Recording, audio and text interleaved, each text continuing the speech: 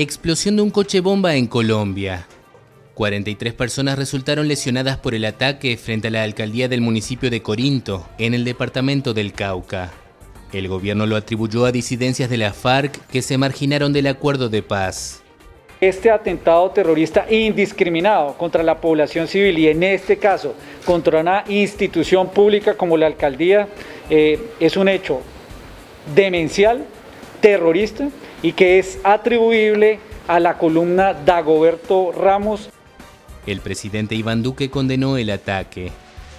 Quienes apelan a este tipo de prácticas son los enemigos de la paz de nuestro país, son los enemigos del pueblo colombiano.